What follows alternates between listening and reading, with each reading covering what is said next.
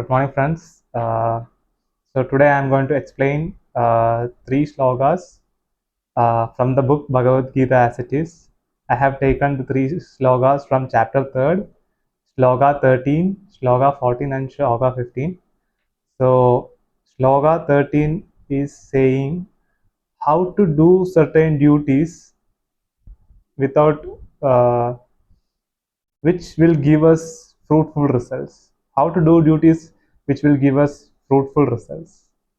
Sloga 14 is explaining how the fruit of our karma rotate around the world and come back to us.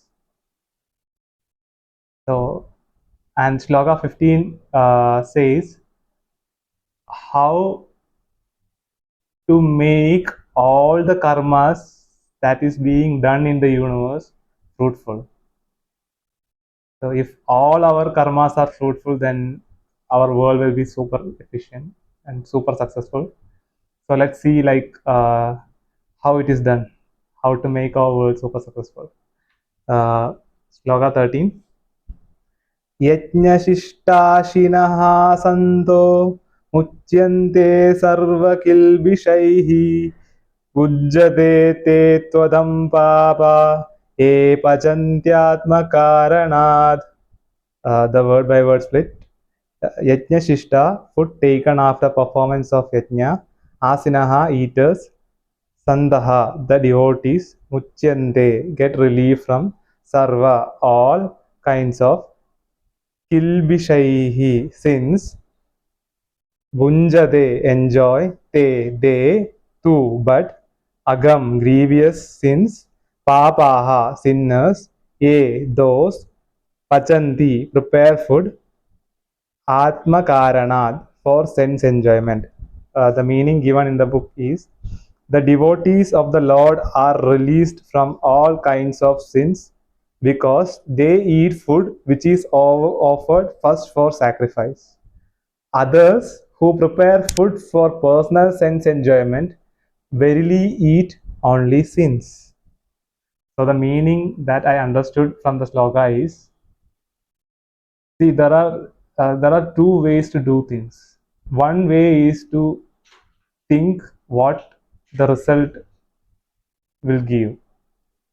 Like one way is to do things which are fruitful to the world, which are fruitful to others, so that it is very beneficial to the whole world. The second way is to do things for yourself, like doing it on a selfish mindset. Like I should the fruit should be only beneficial for me. So uh, if you do it for the beneficial of others, automatically others will also grow. Their result will propagate to others, and ultimately it rotate and it comes back to you. So if you're doing things keeping in mind that it should help others with a sacrificial mindset, like do things with a sacrificial mindset in such a way that it automatically benefits others, and that benefit propagate through the universe and come back to you.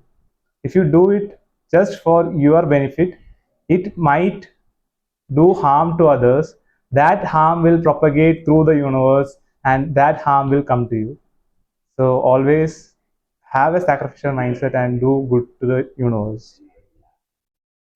H14. Annad bhavanti bhutani पर्जन्यादन्न संभवः यज्ञाद् भवति पर्जन्यो यज्ञकर्म समुद्भवः. The word by word split. Annad, from grains. Bhavanti, grow. Bhutani, the material bodies. Parjanyad, from rains. Anna, food grains. Sambhavaha, are made possible. Yajnad, from the performance of sacrifice. Bhavati, becomes possible. Parjanyaha, rains. Yajnaha, performance of yajna. Karma, prescribed duties. Samudbhavaha, born of. The meaning given in the book is all living bodies subsist on food grains. which are produced from rain. Rains are produced by performance of yajna, and yajna is born of prescribed duties. The meaning that I absorb from the sloga is, so as I said in the previous sloga, our karma rotates, it propagates through the universe. So how so the this is the ultimate meaning that this sloga is saying, but Krishna is comparing it with a process of food production. How is our body built? Our body is built from food. And how is the food built? Food is built from rain. How is the rain happening? Rain is uh, in the previous Vedic ages, sages used to create rain using yajna. And how is the yajna performed? Yajna is performed through karma. So whatever duty you do, it the result of the duty becomes water vapor, or the result of your duty is compared as water, which goes and form cloud, or the result, your effort merges with the universe, and then universe produces water out of it, or some result out of it, or some goodness out of it, and that goodness is again propagated through people or through the universe, through the Panchabhutas, and it become a fruitful result, and that result come to you. So never hesitate to do any work, never hesitate to help others, never hesitate if some duty come to you, because the result might be delayed, but result is for sure going to come to you. That is how this Brahma is designed. Sloka 15. Karma brahmodbhavam viddhi brahmakshara samudbhavam tasmat sarvagadam brahma nityam yajne pradishtitam. Karma, work, Brahma, Vedas, Udbhavam, produced from, Viddhi, one should know, Brahma, the Vedas, Akshara, the Supreme Brahman, Samudbhavam, directly manifested, Tasmat, therefore, Sarvagadam, all pervading Brahma, transcendence, Nityam, eternally, Yajne, in sacrifice, Pradishtidam, situated. The meaning given in the book is, regulated activities are prescribed in the Vedas, and the Vedas are directly manifested from the Supreme Personality of Godhead. Consequently, the all-pervading transcendence is eternally situated in acts of sacrifice. So the meaning that I absorb from this sloka is, see how to make a perfect world. So from the previous slokas, we understood that if we are doing something which is beneficial to us, then that benefit come to us, right? So if everyone is doing the same thing, then everyone will get benefits, and that benefit will propagate to everyone. So it's as if, like, if 1,000 people are doing good things, each person get 1,000 times goodness that he does. So if it happens, then our world will propagate 1,000 times faster. Our world will develop 1,000 times faster. So how to attain that? So everyone should start doing their karma with a sacrificial mindset. First, you will see what is Brahma, like how the results are moving, how it does, like that. And to see the Brahma, you should consistently do it with a sacrificial mindset in such a way that you should not expect anything. At some point, you will see Akshara Brahma. That is, Aksharam means which does not have Shara, or which is undecaying. So when everyone start doing good things, at some point, everyone will become so good that the Brahma become Akshara or undecaying.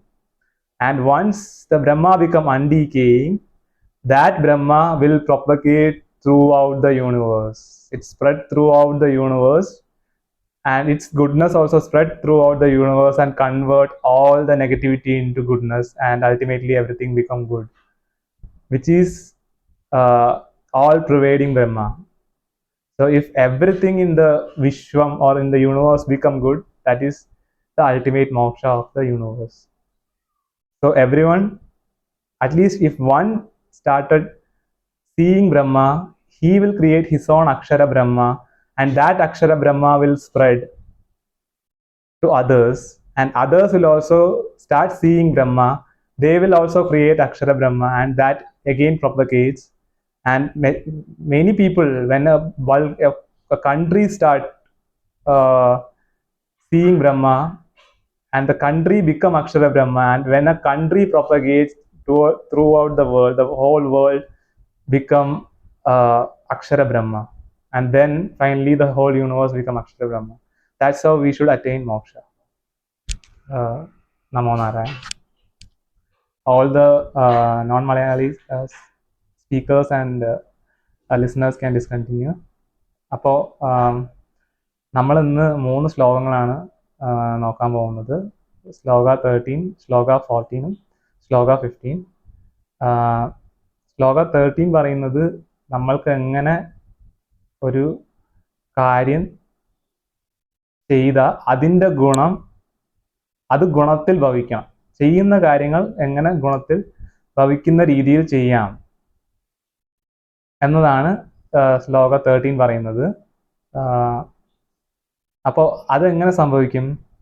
അതായത് നമ്മൾ ത്യാഗ മനോഭാവത്തോടെ, അതായത് നമ്മൾ ചെയ്യുന്ന കാര്യങ്ങൾ കൊണ്ട് മറ്റൊരാൾക്ക് നന്മ വരണേ എന്ന് വിചാരിച്ച് നമ്മൾ ചെയ്യുകയാണെങ്കിൽ ഓട്ടോമാറ്റിക്കായിട്ട് ആ കാര്യം കൊണ്ട് വേറൊരാൾക്ക് നന്മ വരുന്നു, ആ നന്മ വേറൊരാളോട്ട് പോകുന്നു, ആ നന്മ വേറൊരാളോട്ട് പോകുന്നു, അങ്ങനെ പോയി പോയി പോയി ലാസ്റ്റ് ആ നന്മ നമ്മളിലോട്ട് തിരിച്ചു വരുന്നു. അതേസമയം നമ്മൾക്ക് മാത്രം നന്മ വന്നാൽ മതി എന്ന് വിചാരിച്ച് ചെയ്യുമ്പോൾ ചിലപ്പോൾ അത് വേറൊരാൾക്ക് തിന്മയായിട്ടായിരിക്കും ഭവിക്കുക. അതേപോലെ ആ തിന്മ എന്ത് ചെയ്യും? തിന്മയും ഇങ്ങനെ പോയി പോയി പോയി പോയി പോയി ആ തിന്മ നമ്മളിലോട്ട് തന്നെ തിരിച്ചു വരും. അപ്പൊ എപ്പോഴും നമ്മൾ ചെയ്യുന്ന കാര്യങ്ങൾ മറ്റുള്ളവർക്ക് നല്ലത് വരുത്തണേ എന്ന് വിചാരിച്ച് ചെയ്യുമ്പോൾ അതിൻ്റെ ഗുണം നമ്മൾക്ക് എപ്പോഴായാലും ലഭിക്കുന്നതായിരിക്കും. ഇത് ശ്ലോക 14 ഇത് കുറച്ചുകൂടെ ഒരു ഉദാഹരണ രീതിയിൽ കൃഷ്ണൻ പറയുന്നുണ്ട്. അതായത് നമ്മൾക്ക് കിട്ടുന്ന ഫലങ്ങൾ എവിടെ നിന്നാണ് വരുന്നത്, അല്ലെങ്കിൽ നമുക്ക് കിട്ടുന്ന നമ്മുടെ ശരീരം അല്ലെങ്കിൽ നമ്മൾ കാണുന്ന എല്ലാം നമ്മുടെ ശരീരം അല്ലെങ്കിൽ നമ്മുടെ ശരീരം ഉണ്ടാക്കിയിരിക്കുന്ന എവിടെ നിന്നാണ്? നമ്മൾ കഴിക്കുന്ന ഭക്ഷണത്തിൽ നിന്നാണ്. നമ്മൾ കഴിക്കുന്ന ഭക്ഷണം എവിടെ നിന്നാണ് വന്നത്? മഴയിൽ നിന്നാണ്. നമ്മൾ ഈ മഴ എങ്ങനെ ഉണ്ടാക്കാം? പണ്ട് കാലത്ത് യജ്ഞങ്ങൾ ഉപയോഗിച്ചിട്ടാണ് മഴ ഉണ്ടാക്കിക്കൊണ്ടിരുന്നത്, കൃഷ്ണന്റെയൊക്കെ കാലത്ത്. അപ്പോൾ ഈ യജ്ഞം അങ്ങനെ ഉണ്ടാവുന്നത്, യജ്ഞം ഉണ്ടാവുന്നത് കർമ്മം വഴിയാണ്, അതായത് യജ്ഞം ചെയ്യുമ്പോഴാണ്. അപ്പോൾ ഇങ്ങനെ, അതായത് ഒരു കർമ്മം ചെയ്യുന്നത് വഴി ഭക്ഷണം നമ്മളിലോട്ട് എങ്ങനെയാണോ എത്തുന്നത്, അതേപോലെയാണ് നമ്മൾ ചെയ്യുന്ന ഓരോ കാര്യങ്ങളും. നമ്മളിലോട്ട് വരുന്ന ഉത്തരവാദിത്തങ്ങൾ നമ്മൾ ഒരു മടി കൂടാതെ ചെയ്യുകയാണെങ്കിൽ അതിൻ്റെ ഫലം എന്തായാലും കിട്ടും. അത് ഇപ്പൊ കിട്ടിയില്ലെങ്കിലും ഭാവിയിൽ അതിൻ്റെ ഫലം നമ്മൾക്ക് കിട്ടുന്നതായിരിക്കും. എങ്ങനെ? കർമ്മത്തിൽ നിന്നും, യജ്ഞത്തിൽ നിന്നും, മഴയിൽ നിന്നും, ആഹാരത്തിൽ നിന്നും നമ്മൾ ഉണ്ടായതുപോലെ നമ്മളുടെ ഫലവും നമ്മുടെ കർമ്മത്തിൽ നിന്ന് വരുന്നതായിരിക്കും. അത് എപ്പോൾ വരും എന്നറിയില്ല, പക്ഷെ എന്തായാലും വരും. അതുകൊണ്ട് ഒരു കാര്യം ചെയ്യുമ്പോഴും ഒരിക്കലും അയ്യോ ഇത് എനിക്ക് ഗുണമുള്ളതല്ലല്ലോ എന്ന് വിചാരിക്കരുത്. അതിലൊരു ഗുണമുണ്ട്, ആ ഗുണം നമ്മൾക്ക് എപ്പോഴെങ്കിലും വരുന്നതായിരിക്കും. എപ്പോഴും സന്തോഷത്തോടെയും ശുഭപ്രതീക്ഷയോടെയും കാര്യങ്ങൾ ചെയ്യുക, കാര്യങ്ങൾ അപ്രോച്ച് ചെയ്യുക.